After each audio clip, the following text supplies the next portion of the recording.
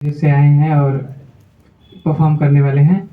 मेरे विषय का टॉपिक बेसिकली वर्तमान समय में जो भाई भाई का जो बिगड़ते रिश्ते हैं उसके बारे में बताना चाहूँगा, कुछ रामायण के परिप्रेक्ष्य से, कि अगर वर्तमान में भाई भाई को देखकर जलता है तो हमें रामायण से क्या सीख लेनी चाहिए। तो और रामायण में वो कुछ गुमनाम कहानी भी है, जैसे राम और लक्ष्मण के बारे में तो हम लोग सुनते ही हैं। तो बेसिकली इसमें राम तो कॉमन है, लेकिन एक और हैं उनके ही छोटे भाई भरत। तो राम और भरत के कहानी से मैं आज के युवाओं को, आज के जो भाई भाई हैं जो जायदाद के लिए झगड़ा कर लेते हैं और छोटी सी जमीन के लिए भी मार काट उतारू हो जाते हैं, आए दिन हम लोग अखबार में पढ़ते रहते हैं। तो मैं कुछ सीख देना चाहूँगा कि एक उस तरफ भगवान श्री राम हैं जो अपने छोटे भाई भरत के लिए पूरी अयोध्या छोड़कर चले जाते हैं।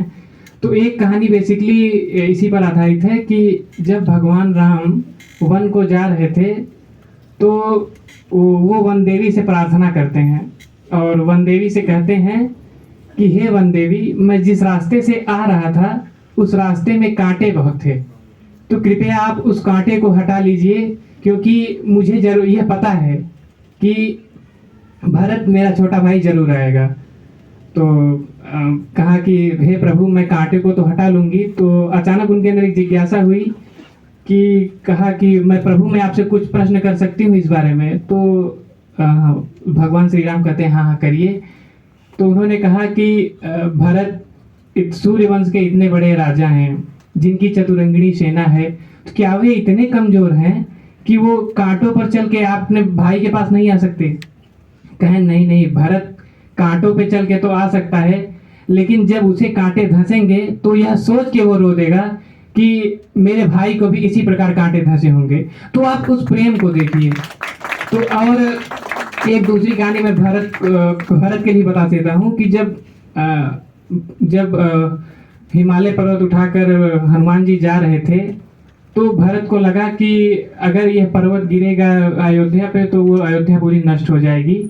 तो भरत ने एक बाण चलाया और उस बाण चलाया और हनुमान जी ने कहा हे राम।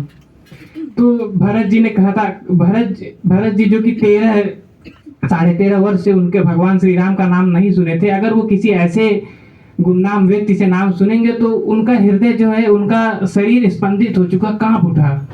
उन्होंने कहा कि पृथ्वी आकाश पवन पानी सब में गुंजार भरी तूने, इस शांति प्रकृति के कण कण में मीठी झंकार भरी तूने।